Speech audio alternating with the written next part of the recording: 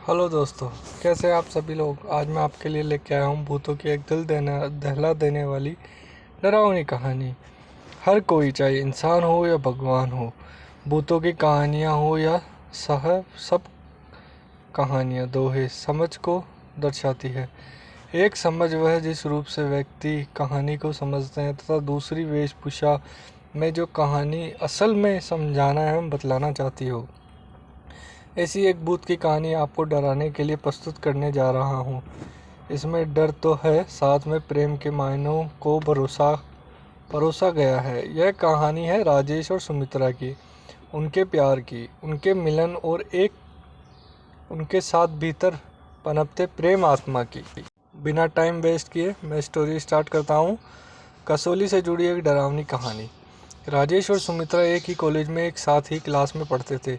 राजेश अपने पिता की तरह राजनीति में बेहद रुचि रखता था और कॉलेज में छात्र नेताओं में सबसे प्रबल नाम था। उसके पिता देश के केंद्र सरकार के मंत्रिमंडल में उच्च स्थान पर थे। राजेश जितना अधिक नेता में प्रबल था, उतना ही वह लड़कियों का दिल जीतने में भी प्रबल था। उसकी छवि पूरे कॉलेज में बेहद उत्तीर्ण पद पर रही। वह पढ़ाई के साथ खेल में भी अव्वल रहा। जब भी किसी भी शख्स को कॉलेज में कोई मुसीबत से सामना करना पड़ता, उसका हल मात्र राजेश के पास होता था। राजेश का दिल नेतागिरी के अलावा किसी अन्य पर भी केंद्रित रहा। उस केंद्रित का नाम सुमित्रा था। सुमित्रा बला की खूबसूरत थी। वह अंग्रेजी डिक्शनरी में ब्यूटीफुल शब्द का सबसे प्रमुख व्याख्यान करती थी। शर्मीले स्वभाव की भोली सी सूरत ओढ़े सुमित्रा प्रेम की एक अलग प्रस्तुति पेश करती थी, जो बेहद प्यारी थी। सुमित्रा मन ही मन राजेश को चाहती थी, लेकिन वह कह नहीं पाती थी, क्योंकि उसे डर था कि कहीं राजेश मना ना कर दे, क्योंकि राजेश बेहद अमीर घर से ताल्लुकात रखता था। तो सुमित्रा एक सामान्य परिवार की बेटी थी। एक दिन सुमित्रा कॉलेज से घर की ओर जा रही थी, तो रास्ते में राजेश मिला। दोनों की नज़रें एक दूसरे को देखने लगी, जैसे ही जन्मों की बात कर रहे हो। फिर कुछ मिनट के बाद दोनों एक दूसरे से नज़र हटाई और नीचे की ओर झुकाई। राजेश बाइक पर अलग दिशा में निकल गया था, तो सुमित्रा कहीं और निकल गई। दोनों एक दूसरे से काफ़ी दूर हो गए थे। तभी सुमित्रा को कुछ लोग छेड़ने लगे, जो कॉलेज के ही थे। सुमित्रा काफ़ी घबरा गई और वह वहाँ से तेज़ रफ्तार से दौड़ने लगी। राजेश को अचानक सुमित्रा के पास कोई काम याद आ गया। वह मुड़ा और अपनी बाइक को तेज़ी से सुमित्रा की तरफ लेकर गया। वह अचंभित रह गया जब देखा कि सुमित्रा वहाँ मौजूद नहीं थी। राजेश को वही लड़के दिखे। राजेश उन्हें देखकर यह आभास हो गया कि सुमित्रा के साथ कुछ हरकत कर रहे होंगे ज़रूर। वह रुका और उन लड़कों से बात करके उन्हें सभी को भेज दिया। कॉलेज के सब लड़के राजेश से डरते थे, क्योंकि वह किसी के साथ अन्याय और सहन कर सकता था। जैसे ही राजेश ने सुमित्रा को ढूंढने की कोशिश करी, वह काफ़ी देर तक नहीं मिली। परंतु जैसे ही वह वापस जा रहा था, तभी उसे कुछ रोने की आवाज़ सुनाई देने लगी। यह आवाज़ उसकी एक गली से आ रही थी। राजेश ने उसी गली की तरफ मुड़कर देखा तो सुमित्रा को पाया। सुमित्रा काफ़ी भयभीत थी। राजेश ने उसे अपनी बाहों में भर लिया और उसे भरोसा दिलाया कि वह उसे कुछ नहीं होने देगा। समय बीतता गया और दोनों के प्रेम अब नए रिश्ते की डोर बांधने लगे। सुमित्रा और राजेश दोनों का विवाह होना नक्की हुआ। सुमित्रा ने बताया कि वह अनाथ है, उसका कोई नहीं है, वह अकेली रहती है घर पर। इस पर कईयों ने राजेश से आपत्ति दर्ज करी, लेकिन राजेश सुमित्रा को प्रति प्रेम देखकर वह शादी कराने को राजी हो गए और उनका जोर शोर से शादी संपन्न हुई। दोनों एक दूसरे से बेहद खुश थे। फिर बात है 3 अगस्त की। यह तारीख का प्लान बनाकर दोनों हनीमून मनाने हिमाचल प्रदेश के शहर कसौली गए। कसौली के प्रसिद्ध रेस्टोरेंट कसौली पैराडाइज में अपने प्यार की क्षण भर बिताने के लिए वह वहाँ मैनेजर से एक कमरा लेते हैं। राजेश ने सुमित्रा से कमरा चुनने को कहा। वह रेस्टोरेंट 5 मंजिला ही था।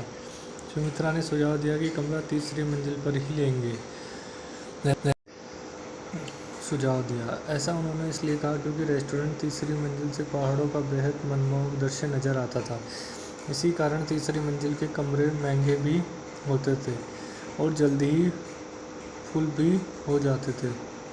मैनेजर ने उन्हें 304 नंबर की चाबी दी और वेटर को बुलाया ताकि वह सामान लेकर जा सके। सुमित्रा उस मैनेजर से जिद करते हुए कहने लगी कि 308 नंबर की चाबी चाहिए। मैनेजर ने उसे मना किया और कहा कि वह कमरा अभी रिनोवेशन होना है, लेकिन सुमित्रा बार बार वही कमरा खुलवाने के लिए बोलती रही। राजेश भी सुमित्रा के प्यार में उसी जिद को पूरी करने के लिए मैनेजर से गुहार लगाई और खुलवाने को। शुरू में तो मैनेजर ने मना किया, अंत में उसे भी मानना पड़ा क्योंकि राजेश ने ज़्यादा धन देने का वादा किया। दोनों कमरे के एक दूसरे को निहारते थे, साथ ही पहाड़ों को भी, जैसे कसौली की खूबसूरती को बेखूबी दर्शा रहे थे। जैसे ही दोनों एक दूसरे के प्यार में डूब गए थे और सारी हदें पार करने की ओर बढ़ रहे थे, तभी एक अजीब सी आवाज़ ने दस्तक दी। राजेश ने पहले कमरे के कोने में देखा तो कहीं और खिड़की खुली ना रह हो।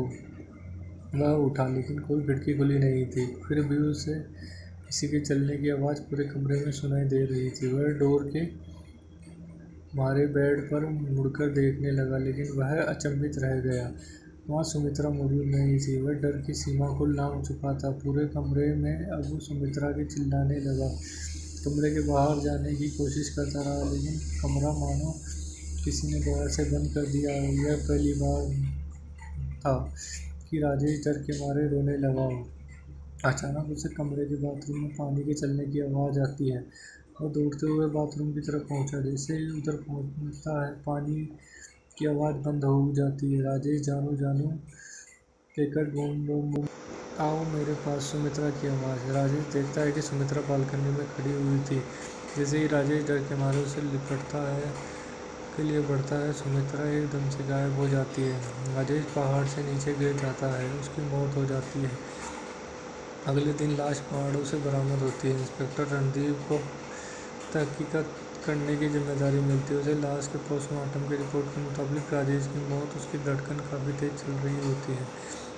इंस्पेक्टर सुमित्रा को ढूंढने की कोशिश करते हैं, लेकिन उन्हें सुमित्रा का कहीं कोई पता नहीं चलता। मैनेजर ने इंस्पेक्टर सीसीटीवी फुटेज मांगता है, परंतु वह रिकॉर्डिंग देखकर परेशान हो जाता है। सीसीटीवी कैमरे में सुमित्रा की कोई फोटो नहीं दिख रही होती है।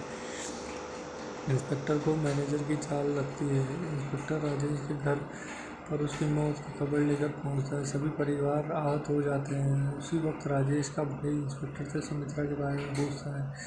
इंस्पेक्टर कहता है कि कमरे में तो वह कोई नहीं मिला। सब घर वाले कहते हैं कि राजेश और सुमित्रा का हाल ही में विवाह हुआ था। इंस्पेक्टर ने सुमित्रा के परिजनों को फ़ोन करने को कहा। इंस्पेक्टर को फिर पता चला कि सुमित्रा का कोई नहीं है। वह कॉलेज में भी गया है। पता चला कि सुमित्रा नाम की कोई लड़की ने एडमिशन नहीं लिया। वह वाकई में एक भूत थी। अंततः उम्मीद करते हैं कि भूत की कहानी आपको पसंद आई होगी। कहानी कैसी लगी प्लीज़ कमेंट करके शेयर करके बताएं और चैनल को सब्सक्राइब करें।